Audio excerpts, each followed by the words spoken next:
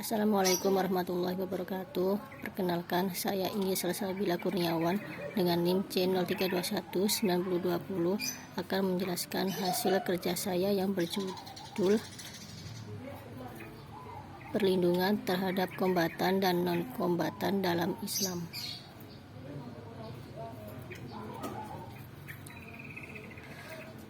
Dan di dalam pembahasan kali ini saya akan menjelaskan tentang mengapa ada pembeda antara warga sipil dan kombatan, dan bagaimana bentuk perlindungan antara warga sipil dan kombatan. Dan pembahasan yang pertama yaitu tujuan pembeda antara warga sipil dan kombatan. Kombatan adalah pasukan perang atau anggota angkatan bersenjata yang ikut serta secara aktif dalam suatu peperangan atau konflik bersenjata, sehingga mereka sebagai pihak yang sah untuk menjadi korban atau sasaran. Hukum Islam dengan gamblang menjelaskan bahwa segala pertempuran di medan perang harus diarahkan hanya kepada kombatan musuh. Akan tetapi, mereka juga harus tetap dilindungi secara manusiawi sehingga mereka yang luka, sakit, dan ditahan oleh musuh tidak dijadikan objek kekerasan atau tidak disiksa atau dibunuh.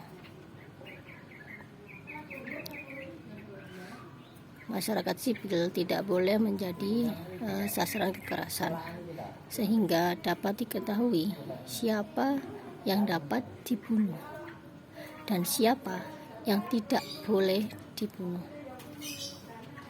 Adapun di antara akhlak perang dalam Islam adalah larangan membunuh orang yang tidak memerangi dan tidak memanggul senjata.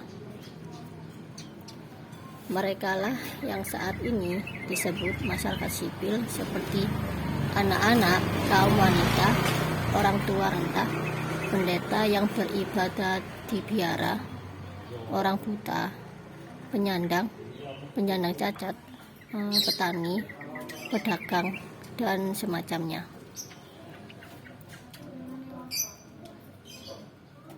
Aturan yang sempurna yang telah diterapkan Islam dalam perang adalah untuk menggapai rahmat dan keadilan. Islam mempunyai persyaratan ketat bagi pelaksanaan perang. Islam mempunyai persyaratan ketat bagi pelaksanaan perang. Dan bila terjadi karena kondisi yang di luar kemauannya, maka Islam meletakkan sejumlah prinsip yang bertujuan untuk membatasi dampak negatifnya. Dampak negatif pada kombatan saja dan tidak merembet kepada penduduk sipil dan lainnya yang tidak ikut terlibat dalam peperangan. Begitu juga agar tidak meluas sehingga para tawanan menjadi korban perang. Dan pada intinya adalah bahwa hukum humaniter Islam bertujuan untuk melindungi manusia dan hak-haknya saat konflik bersenjata. Dan di pembahasan yang kedua yaitu bagaimana sih bentuk perlindungan antara warga sipil dan kombatan. Jadi pengertian dari tawanan perang dulu ialah orang-orang yang tidak mampu lagi melanjutkan pertempuran dan jatuh ke tangan musuh.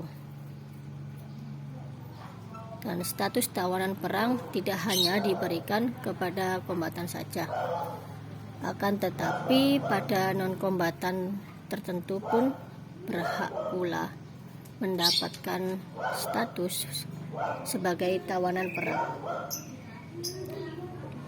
Pasal 4A Konvensi Jenewa 3 tahun 1949 menyatakan bahwa yang berhak mendapatkan status sebagai tawanan perang adalah sebagai berikut. Yang pertama itu ada anggota angkatan perang dari suatu pihak dalam sengketa. Begitu pula anggota-anggota milisi atau barisan sukarela yang merupakan bagian dari angkatan perang tersebut. Dan yang kedua ialah anggota-anggota milisi serta anggota-anggota dari barisan sukarela lainnya. Kedua golongan tersebut di atas terdiri dari kombatan dan non-kombatan yang apabila jatuh ke tangan musuh berhak mendapat status sebagai tawanan perang.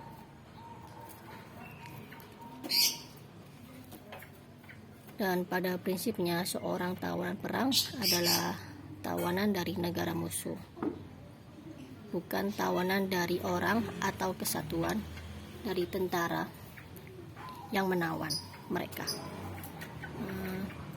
Oleh karena itu, maka negaralah yang bertanggung jawab bahwa mereka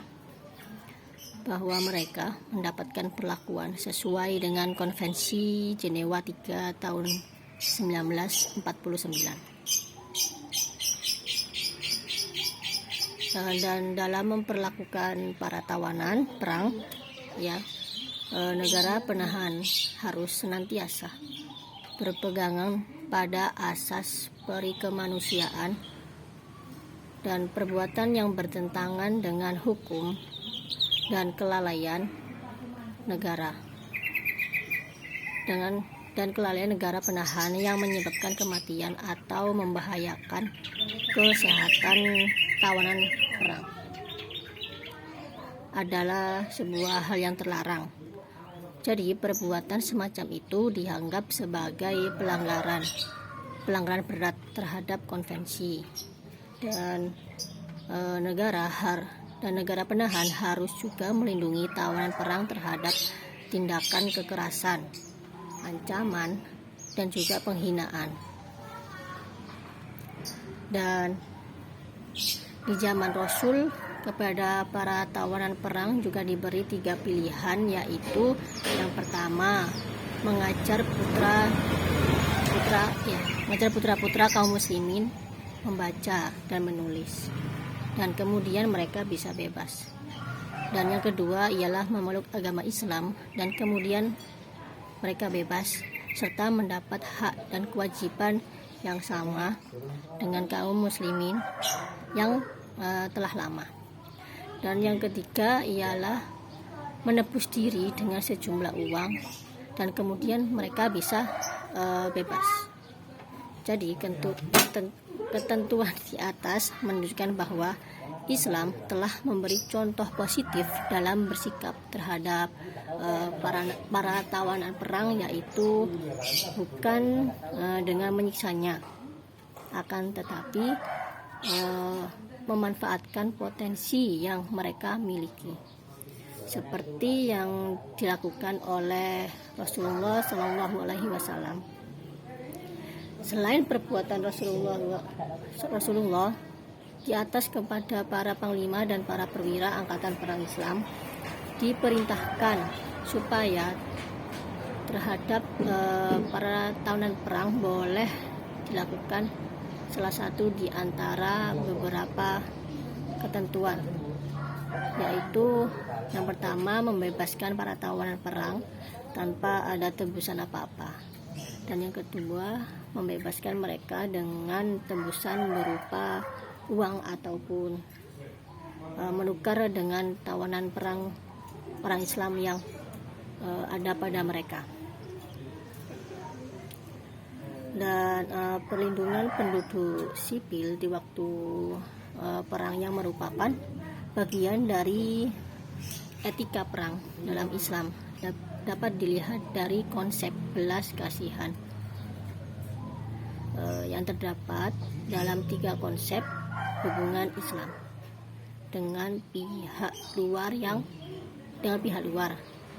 dan yang 2 lagi lainnya yakni takwa dan siap berperang.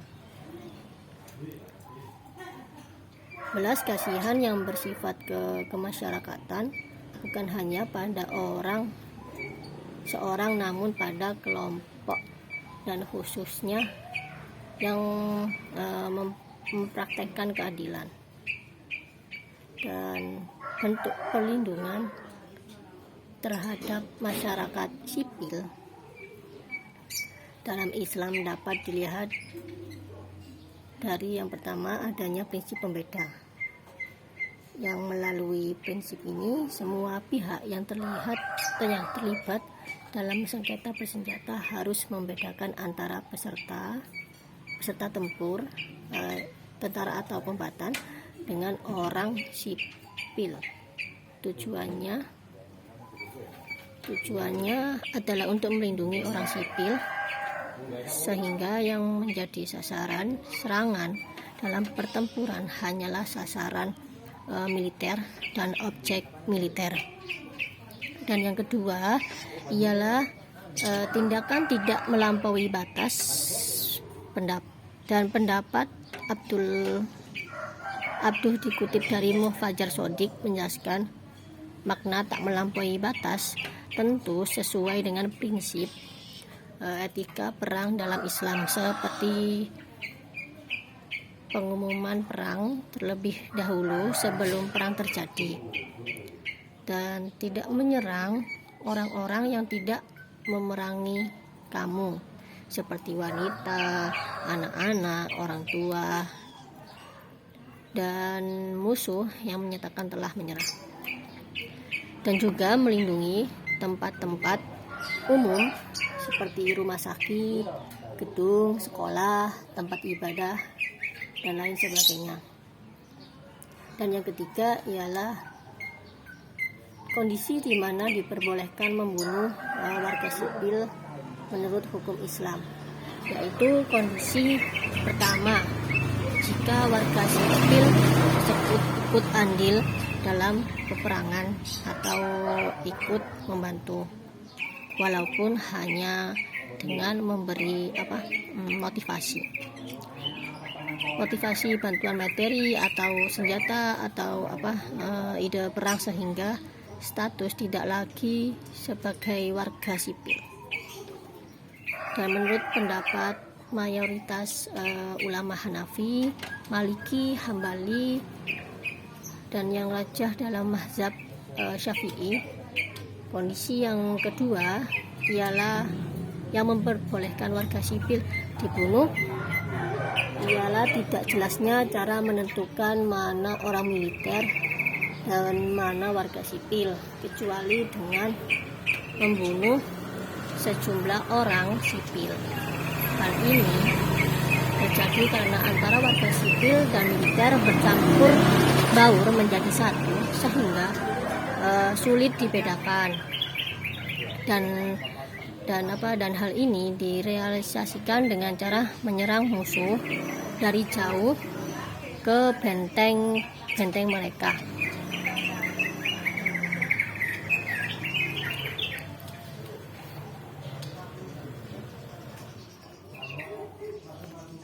Dan intinya dalam keadaan darurat boleh membunuh orang kafir jika mereka berlindung dengan orang yang tidak boleh dibunuh di antara mereka.